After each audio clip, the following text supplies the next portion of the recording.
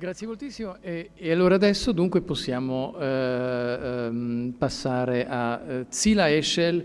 Hello Tzilla, in tutti i casi Tzilla qui doveva venire qua, anche lei aveva preparato un viaggio incredibile veramente per incontrare una quantità di gente notevole, era estremamente felice di venire qui e aveva organizzato una cosa notevole sia lei che noi per lei.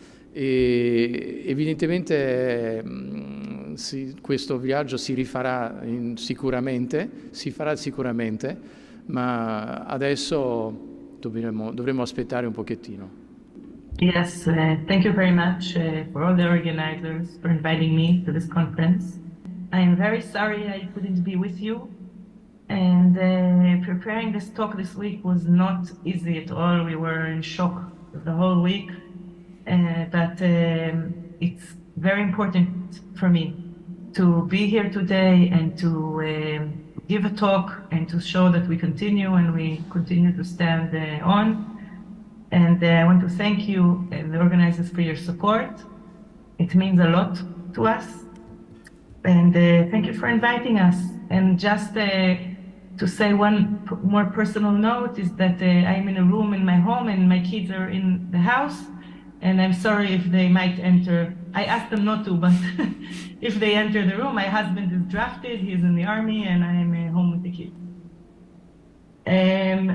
So I will talk today about the metal assemblage from el-Ahwat. And I will start with a very short historical introduction. Some of this you've heard in the previous talks, which you've just given now.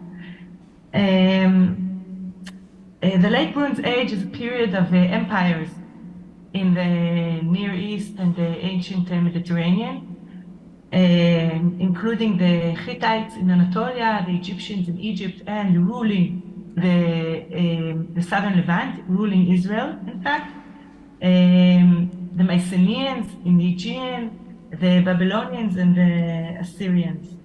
And Canaan or the southern Levant or Israel, whatever you feel comfortable calling it, is quite poorly populated in this period and is ruled by Egypt. This changes before I say, in this period, especially towards the end, the 13th century BCE, was a period of intensive maritime trade between the Aegean and the Levant.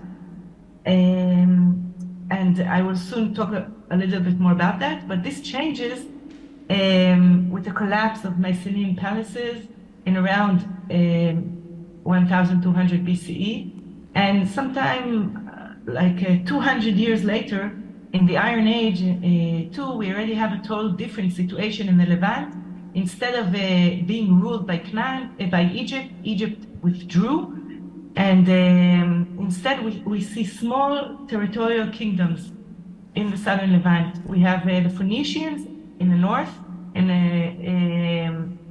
a very narrow strip towards the sea. We have the Palestinians in the south, or the Philistines, sorry, in the south. I'm mixing politics and history.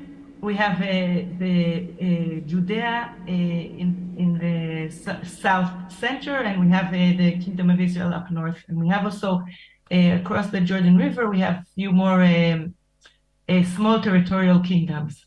And it's a big question and debate what happened between, in the early Iron Age, what happened in between, and what is the involvement of the Sea People in this period. But these are many open questions that are not answered until today.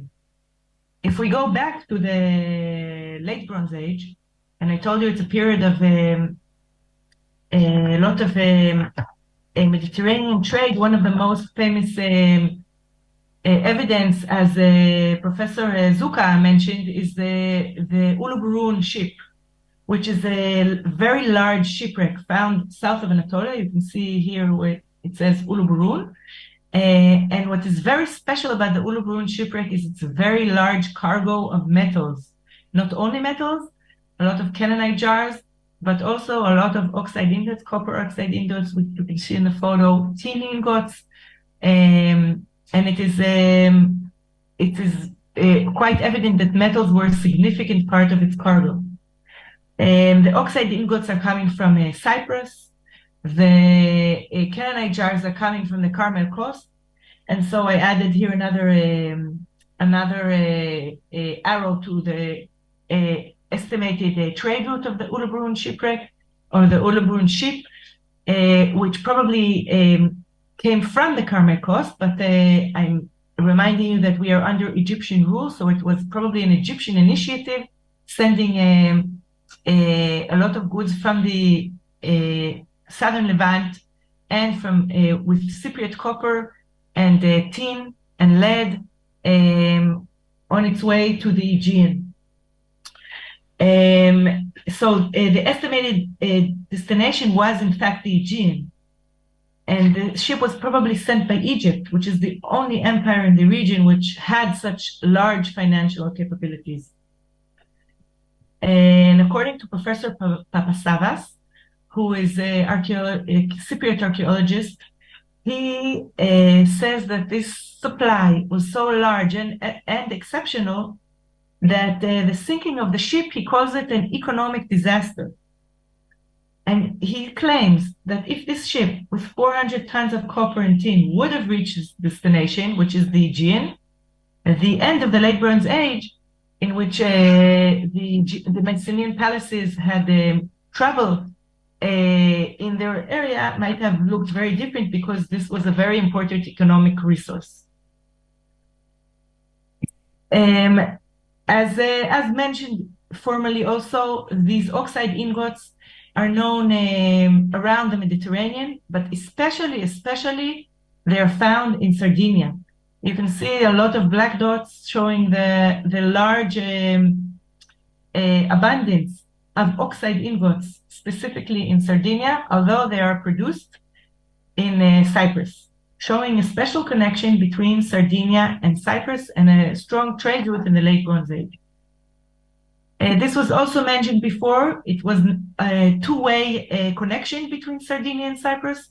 We also find pottery from Sardinia in Cyprus. And in fact, this connection between Sardinia and Cyprus, these are all recent excavations and recent revelations showing this strong connection.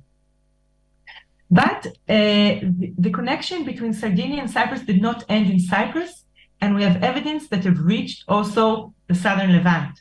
And this evidence, which was also presented already in the previous talk, is evidence of ingots found in copper, lead, and tin ingots found on the Carmel Coast, which specifically the lead ingots, for example, these from Caesarea, originate from Sardinia.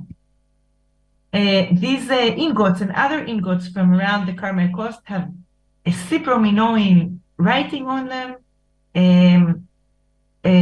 suggesting that this was not direct connections with Sardinia, but some mediator was bringing the metals from Sardinia all the way to the Levant, and this mediator may have been, in fact, Cyprus.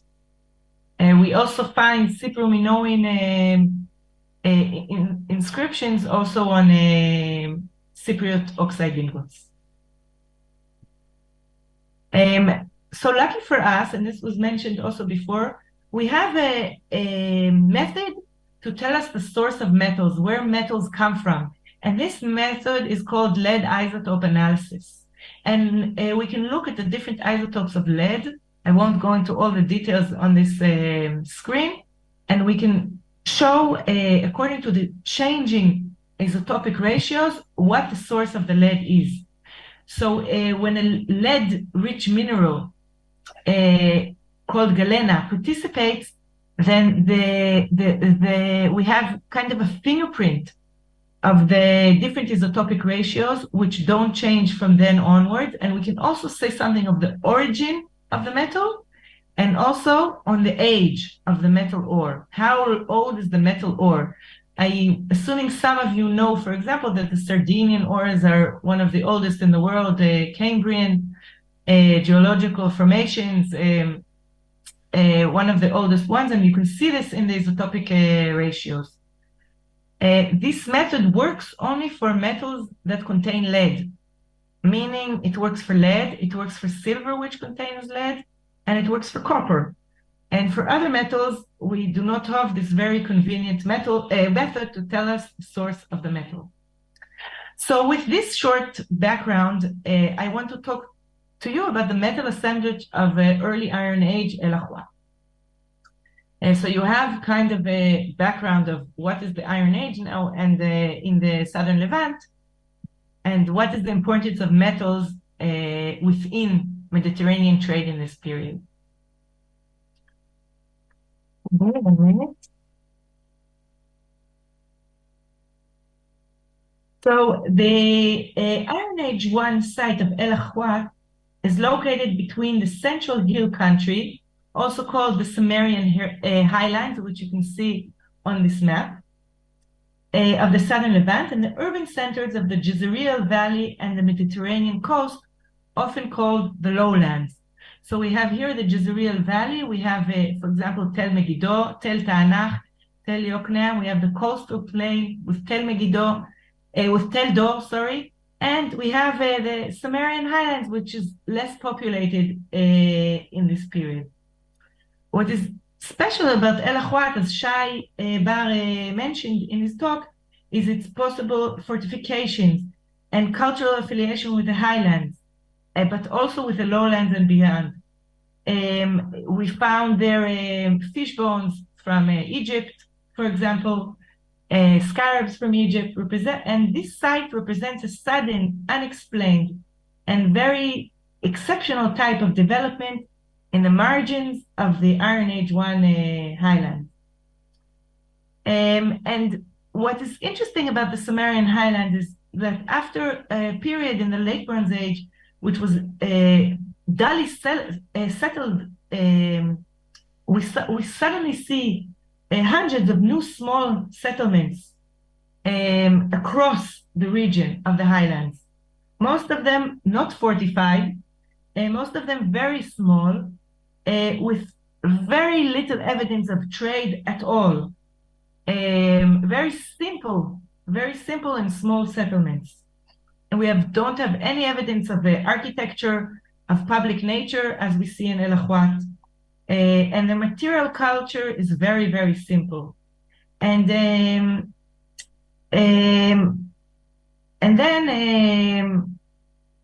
within a few decades, we see the northern and central coastal and valley settlements, some of them which were severely destroyed in the transition from the Late Bronze Age, rebuilt. And the material culture in these sites, all located in the lowlands, generally show continuity from the Late Bronze Age. So we have two different types of settlements. We have large cities in the lowlands which were destroyed but rebuilt. And we have suddenly a wave of settlement in the highland in the area of el-Ahwat. And el-Ahwat is, if you can see here on the map, is in fact between these two different phenomena. And what happens in the Iron Age is that slowly after the Bronze Age collapse and the Egyptian withdrawal, we start to see trade again. A slow recovery of the urban centers in the lowlands with slowly, again, the recovery of the overseas trade. So this phenomenon which I just described to you about the difference between the highlands and the lowlands in Israel, which is a regional and chronological development, this brought to many discussions about the ethnic identity and the origin of the inhabitants who suddenly fill up the highland, also known as the Central Hill Country in the Southern Levant. Some scholars thought these were Sashu pastoralists who crossed the Jordan River. Others thought these were local populations, Canaanites, who decided to live up in the mountains. Still others thought they maybe had to run away from the Canaanites and went to the highland. And this discussion often also discussing who are the first Israelites, how the kingdom of Israel developed is a very debated and long discussed issue in Israel. So some people call these inhabited proto-Israelites, and they identify two different ethnic groups: the Canaanites in the lowlands and the proto-Israelites in the highlands. Other scholars suggested that this variation in material culture from the highlands and the lowlands is not an ethnic difference, but rather a geographic, economic, or social difference, in which the large cities in the lowlands are engaged in Mediterranean trade, and in the highlands they have a simpler way of life. And one of the big problems in this debate is that we lack absolute chronology. We don't have accurate chronology for the settlements in the highlands, and we don't know much about it. And we also have a gap. We have a chronological gap. We know that the Late Bronze Age ends around 1200 BCE, and we see the development of the Kingdom of Israel in around 950 or later BCE, but we don't know what happened in the 11th century, for example.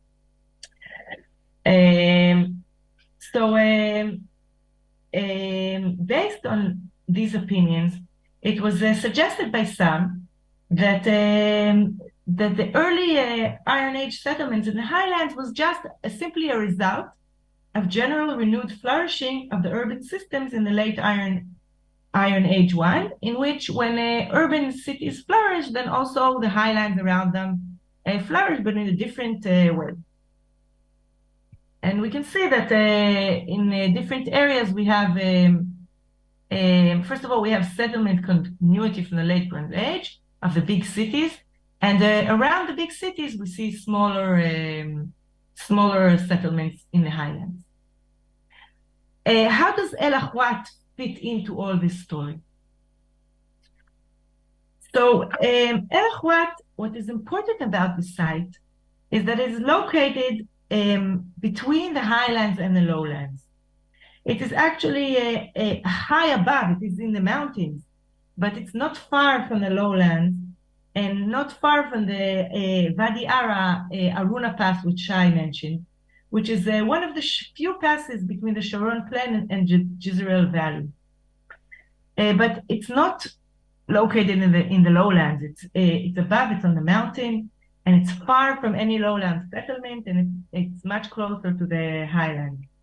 And the site reveals an exceptional, short-lived, it wasn't occupied for a long time, Iron Age 1 settlement, very large, and as Shai mentioned, exceptionally fortified with a wall, which is something we don't see in the highlands. So this site is very puzzling, it's very unique, it's very different in the surrounding region. The most noticeable, unusual, and debated aspect of the site is its architecture. The ruins of 3 freestanding towers. We don't have any such phenomenon, definitely not in the highlands, but also rarely in the lowlands, maybe one more. Inner quarters separated by the wide walls and heaps of stones, as you can see on the map here. And a large building. The large building we can see over here. The entire site was enclosed by a broad and wavy stone wall, 5 to 7 meters wide. We don't have any parallels to this in the southern Levant. With inner corridors. A stone fortification wall is unique, as I mentioned, and the thickness of the walls and the corridors have no parallels in the Iron Age 1 in the southern Levant. And when the late Adam Zertal excavated the site, for quite a few seasons, he compared, as Shai mentioned before me, these freestanding towers and irregular walls with corridors to the architecture of the Proto-Nuraghe culture of Sardinia and the Turini culture of Corsica. He suggested on this basis, and due to a lot of Egyptian finds on the site, that el-Ahwat was an Egyptian stronghold populated by the Shardana, presumably serving as mercenaries. He also found on the site an important furnace, which he claimed was an iron processing furnace. And if indeed it's an iron processing furnace, it is the earliest iron smithing evidence in the southern Levant, because iron smithing is known only in later periods in the southern Levant. And so I won't repeat again what Shai and others maybe have talked about the Shardana and why Adam Zertal suggested that the Shardana may have been occupying the site of el-Ahwat. What is important is that Zertal's attribution, also Shai mentioned this, it was rejected and by most scholars in Israel who did not agree with this suggestion. And Professor Israel Finkelstein, who was the excavator of nearby Tel Megiddo, suggested that the city wall was originally built as a fence in the late Roman period, and it should not at all be dated to the Iron Age. And this wall is the most important evidence we have on this site, the most unusual evidence. He also claimed that the chronology is a bit different and that the site predates the period of the Shardana in about 100 years and should be dated to the later part of the Iron Age one. So these questions leave the site very open, very controversial, and unfortunately, this important site is rarely taken into consideration at all in Israeli archaeology or in the history of the early Iron Age of the southern Levant. And then one day after the site was published already, Shai Bar came to me with a box and he said, listen, I have for you a box of metal artifacts from el-Ahwat. And in fact, this metal assemblage consisted mainly of copper and bronze objects, including earrings, rings, needles, toggle pins, arrowheads, tools, spills, and a raw iron chunk. And this makes el-Ahwat unique in another aspect, not only in the aspect of the walls of the site, but also in other aspects. And it is unique also in its ceramic assemblage, which is a mix of highland and lowland forms. It is unique, as we mentioned before, with it has the largest assemblage of glyptics and fish imported from Egypt, suggesting that el-Ahwat maintained commercial connections with the Jezreel Valley and the Mediterranean coast. And given this box of metals, while metals was not considered significant on the site, since only one metal artifact, this bronze head you can see here, was published in the final report, we now understand that metals were actually abundant on the site. And of this box, I managed to look at 41 out of 175 items, which were well registered in clean loci, and I could say something about their context and be sure that they're Iron Age and not later periods. And they were selected for study, and I want to show you some of the results today.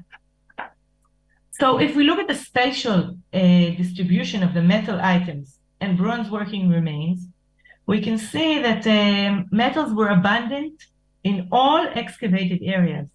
So it's not a special phenomenon for one house or one region, but there was the whole area was full of metals, and you can see the distribution here, and the distribution also in area A3, which was a public structure, and in area C1, which was a domestic structure. All areas are very rich in metals, suggesting that metals were actually part of the daily life of the el-Ahwat inhabitants. If we look at the metals themselves, and here I make use of two important books, Amir Golani, who wrote a book about the jewelry from the Iron Age to Levant, and a much older book by Maxwell Hislop about Western Asiatic jewelry. We can see that the jewelry items, in fact, display several innovations that are specific to the Iron Age one in the Southern Levant. So we see in this period innovations in jewelry. For example, in the Bronze Age, earrings were open. The opening of earrings were from the top, like you can see here on number 6. In the Iron Age, we have a change, and someone invented and came up with the brilliant idea that it's much better to make the opening of the earring on the side, as you see in all the other earrings. And once this idea was brought up, people thought it was a much better idea. I think they lost less earrings. So this change in the earring from a upper opening, as you can see in number 6, to a side opening is an innovation of the early Iron Age in the Southern Levant. These forms, which you see here on the left, the gold and bronze earring, all these found on el-Ahwat are also new forms, large. These are relatively large earrings, thick, and with an elongated hoop, also an innovation of the early Iron Age. And within this assemblage, one earring is especially significant, number 10 here on the side. This is an earring with a solid square-based tassel. And you can see also in the photo that the pendant was joined to the base with a silver solder. You see here the silver between the different copper parts. And what is significant about this earring, that the tassels are, first of all, an innovation of the end of the Bronze Age in the Southern Levant, and they are used only for a very short period in the Southern Levant. But not only that,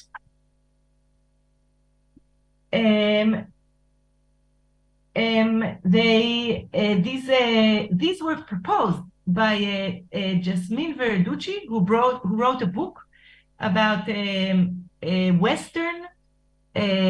Western influences on jewelry in the Southern Levant, and she chose to put an earring with a tassel on the cover because she shows that this earring has Aegean origins.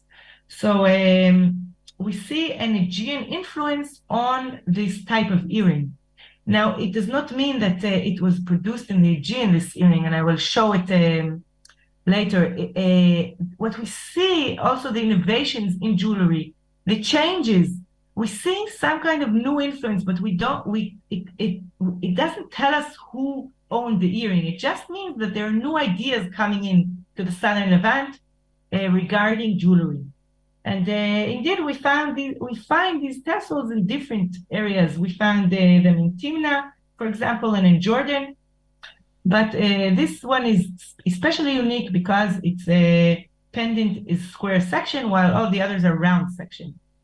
And in the Aegean, we have similar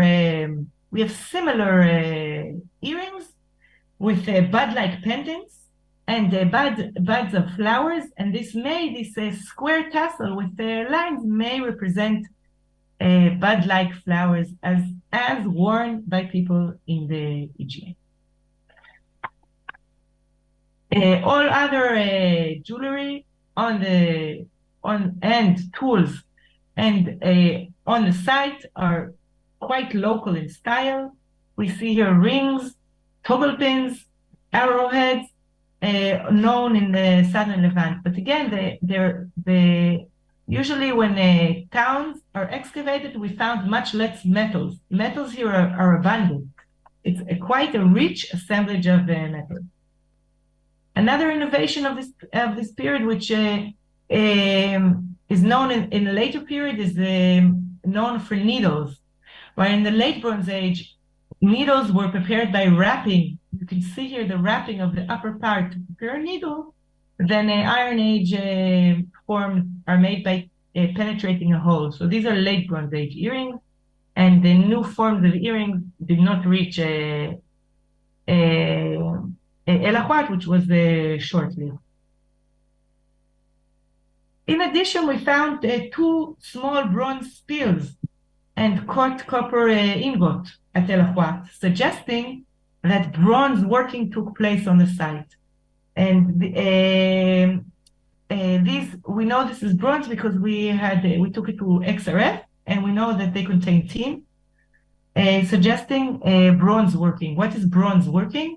The taking of copper and the taking of tin, melting them together to prepare bronze, which is much stronger than copper and can be used to make tools. And so when we find the copper spills and bronze spills on the site, this is evidence for bronze working on the site. We didn't find any bronze working furnaces, but we found these evidence for metalworking.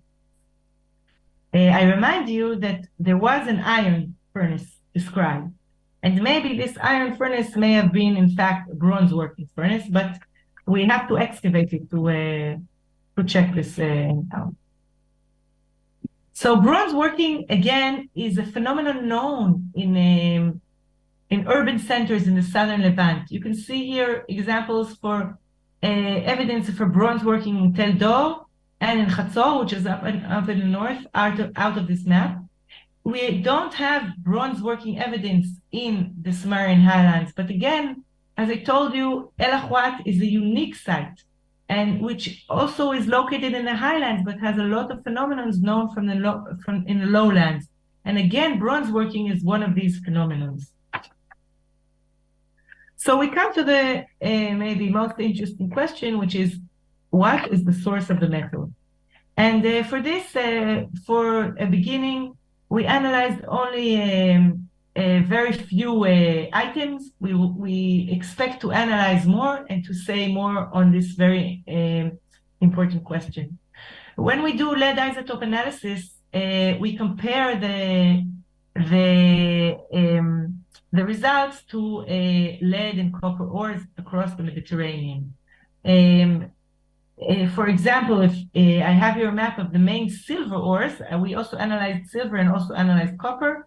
We have silver-bearing lead ores in the Taurus in Anatolia, in Greece and the Aegean Islands, in Sardinia and in Iberia. And within this large map, it is very interesting to say where the silver came from. Of course, copper we have in Cyprus, and we have copper in the local Arava ores in the Levant.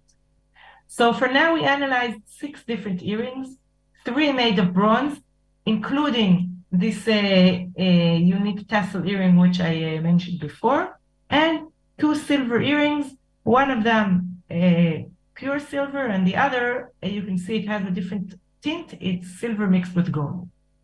And you can see on this graph, the lead isotope graph, you can see the blue points are the copper jewelry and the red points are silver jewelry, and you can see that they fall on 2 different sides of the graph, meaning they come from different origins. The copper artifacts are, they fall, if you can see, on the black points and the gray points, which meaning they are consistent with the local Arava Valley copper ores, Timna and Feinan, which date to the Cambrian sequence, which are very old, 500 million years ago. The lead isotopic ratios of Feinan are here in gray. They form a very tight cluster. The Timna ores are a bit spread out, so it's very hard to tell if this.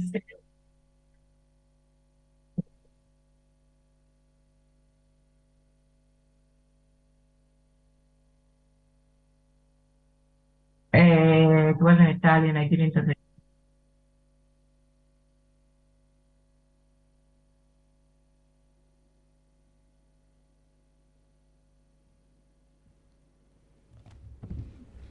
Tzilla, do you have a situation? Okay, no problem.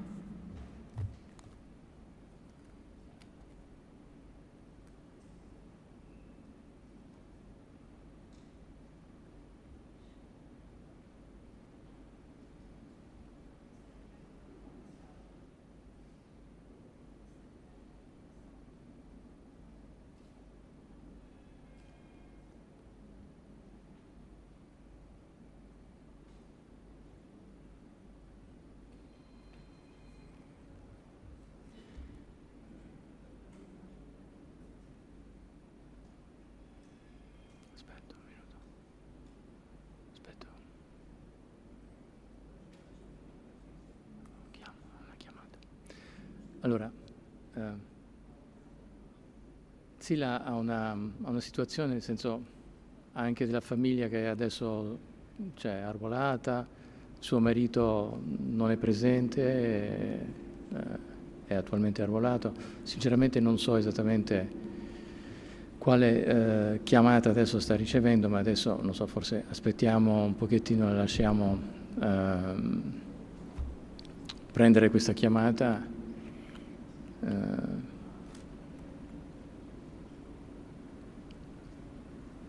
Purtroppo tutti noi stiamo ricevendo continuamente delle chiamate o ci mancano delle chiamate.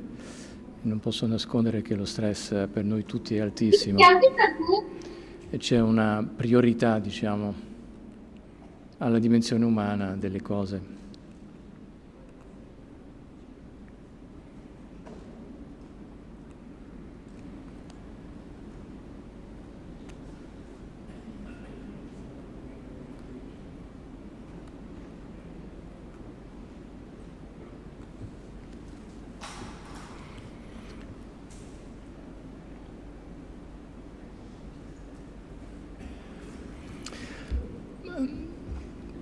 Tzilla, do you want to reconnect with us later?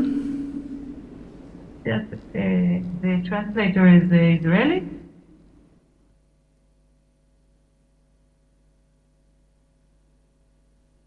What is the problem? I don't have. You think the problem is on my side?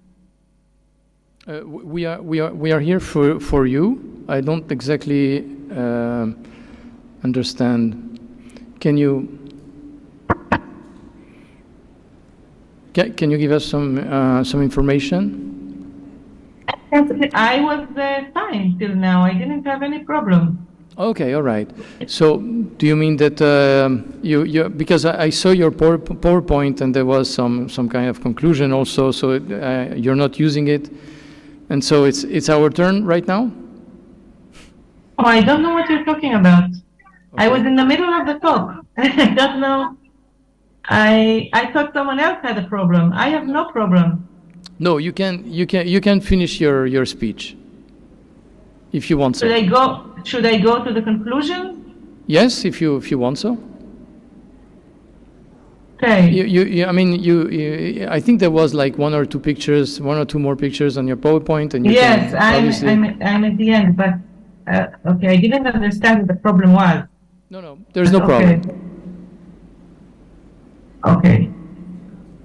So I will just finish this slide because it was important to say that the copper is coming from the Arabah and the silver is coming probably from the Aegean or maybe from Anatolia. It's hard to say exactly.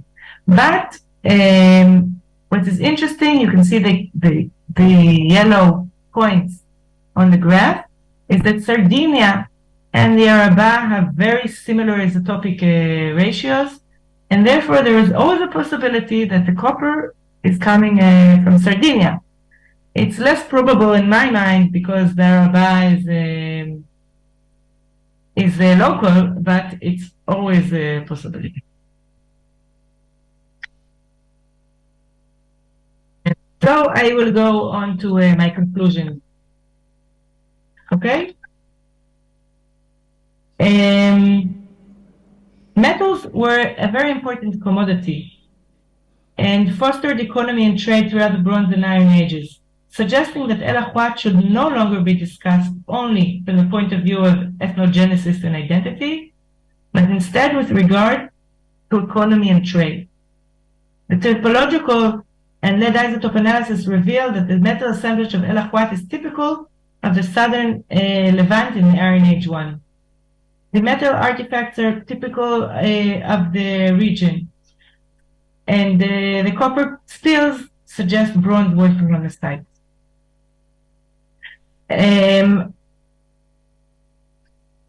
I want to say that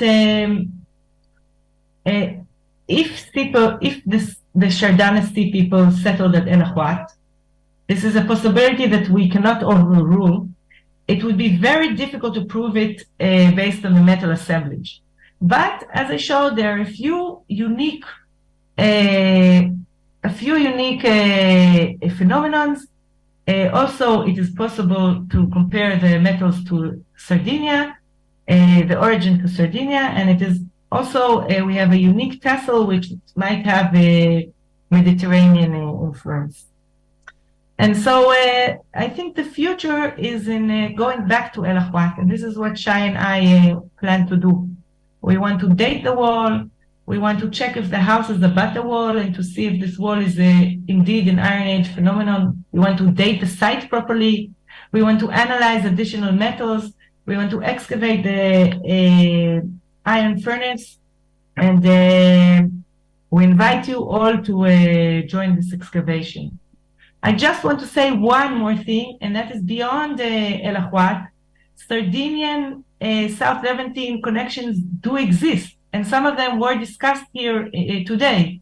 We have lead in the late Bronze Age originating from Sardinia, and we have silver in the Iron Age, again originating from Sardinia. And we have a chronological gap between these two phenomena. So something happened after the late Bronze Age collapse, in which might have involved the raids of sea people on the Levant. And this is after which we have technical innovation. We saw this also in type of jewelry. We have an important technical innovation, which silver is now produced in Sardinia, which in the late Bronze Age produced only lead. And the question of I think if we want to look for the sea people, this is the place, because someone brought the information about Sardinia to the shores of the Levant and made sure that someone else can come back to Sardinia 250 years later and produce silver there. And there was some kind of move of technology, of information, and what we see is traces of it in the earrings. We see traces of it in the maybe in the origin of the metal. We don't find the Shardana physically yet, but we see their influence in the development between the late Bronze to the Iron Age in the southern Levant. So this I won't go into, but thank you very much. Thank you so much.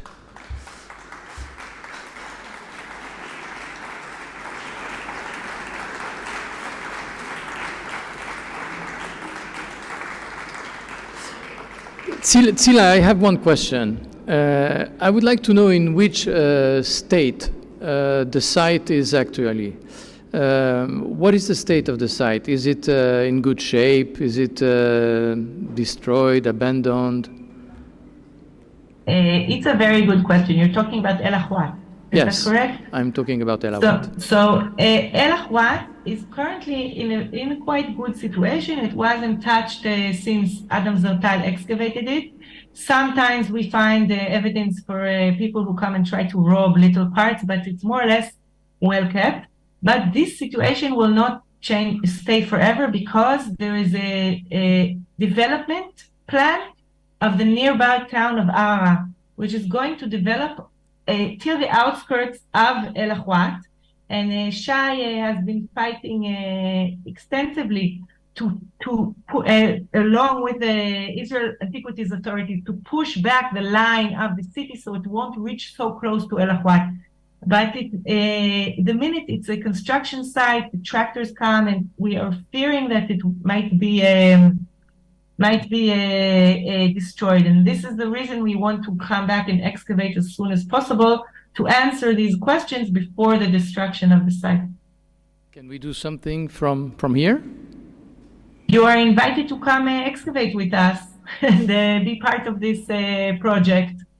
Students for archaeology, whoever is interested, and to make sure that we make the best and answer the not answered questions before this happens. So your next project, your next future project will be to start again some research in this site?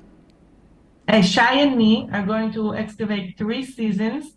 The coming summer, August or September 2024, we will be excavating el-Ahwat, and the next upcoming 2 seasons. And yes, we will very happy to have participants from Sardinia. Thank you. I hope so too. Penso che possiamo ringraziare Tzilla per la sua conferenza, il suo speech. Thank you so much. And we hope to see you around here very, very soon, very, very fast.